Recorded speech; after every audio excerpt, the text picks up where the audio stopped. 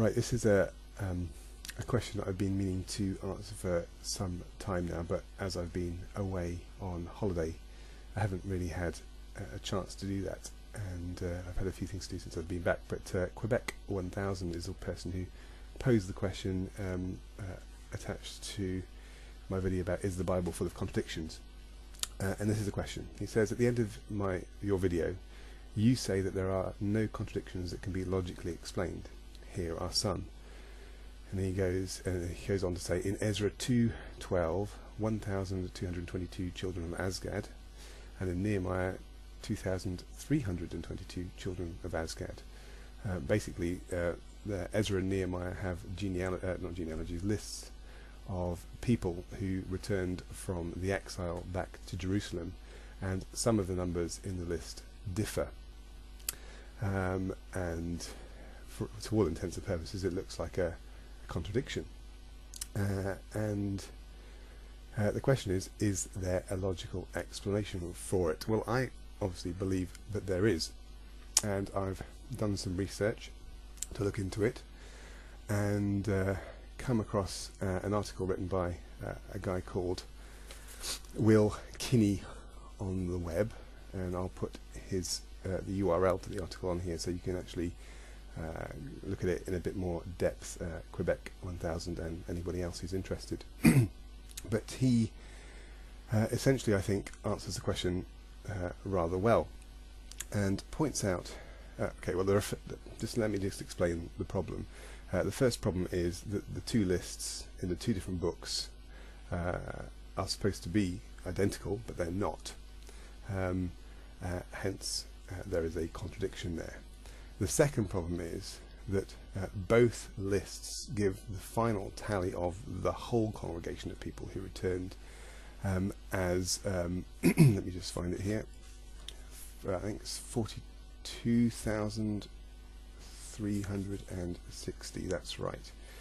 Obviously, both lists agree on that, but if you add both lists up, neither of them come to 42,360, and both of them have obviously therefore a difference individually, but also their difference when you compare it, because the numbers are different, if that makes sense. It's worth looking at the passages.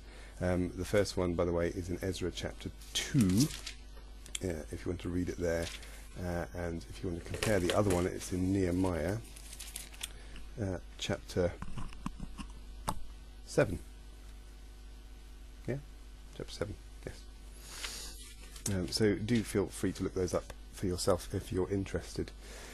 Now, with regard to the first point of contention, the differing numbers, I think the explanation can be found by just observing quite carefully what the respective texts say about the lists that they have. Ezra chapter 2 verse 1 says, now these are the people of the province who came up from captivity of the exiles, whom Nebuchadnezzar king of Babylon had taken captive to Babylon. They returned to Jerusalem and Judah, each to his own town, and etc., etc. So Ezra quite categorically says this is the list, this is an accurate list. Now Nehemiah, on the other hand, doesn't claim any particular accuracy. What he says in chapter 7 verse 5 is, let me just find it, this. He says, so my God put it into my heart to assemble the nobles, the officials, and the common people for registration by families. I found the genealogical record of those who had been the first to return, and this is what I found written there. This is what I found written there. So basically what Nehemiah did is he went rummaging somewhere and found a record, the genealogical record of those who'd been the first to return, and he records what he finds written there for us to read. He doesn't claim that it is the 100% accurate record. So I think that therein lies the explanation for the differences. Ezra's list is, I believe, 100% accurate, and Nehemiah's list isn't. And Nehemiah doesn't claim that it is. Of course, you might argue then, well, the Bible's not completely literally true. Well, forget the whole literally true bit for a second, because I've talked about that elsewhere in another video.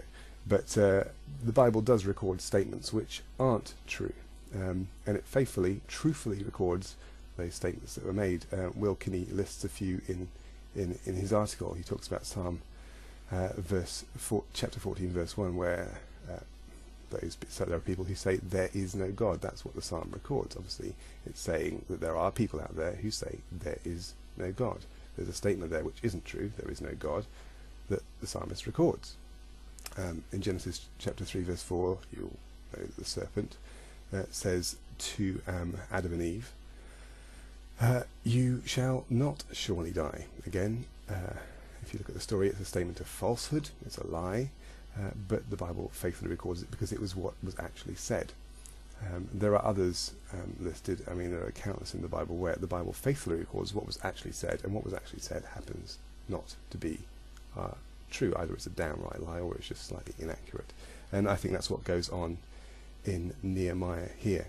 Now, the second point of contention with regard to the total number, 42,360 people returned, it said. Well, it's probably easiest if I just read what Will Kinney says, and it's going to be a bit difficult to follow unless you're familiar with the passages. So what I suggest you do is go away perhaps and read the passages first, then come back and listen to this. But what Will Kinney says is this. Rather than the explanations provided by some apologists, I think the difference in numbers can be accounted for by looking at the context. The difference in Ezra, which is established as the true account, is 12,542 persons. In both lists, that's Ezra and Nehemiah, both of them list the men who constitute the different groups of singers, porters, Nethinims, whatever they were, priests and Levites, and it totals about 30,000. The total number of the, in quotes, the whole congregation of 42,360 refers to the 29,818 found in Ezra, plus the additional number of, and this was the difference, 12,542 male children who would eventually grow up to take their part in each of the groups of the adult men already listed. As I said, that's quite a complicated statement to follow unless you have read the whole article and looked at Nehemiah and Ezra themselves. But I guess Quebec 1000, since you brought up the contradiction, you're probably quite familiar with that. If you're not, I would encourage you, just go read the passages for yourself. There are lots of differences between them, I'm not hiding that. And then read the article. Hopefully it will satisfy your quest for an explanation. Okay, thanks for bringing the question up. I'm sorry it's taken me so long to reply. Take care, mate. Bye.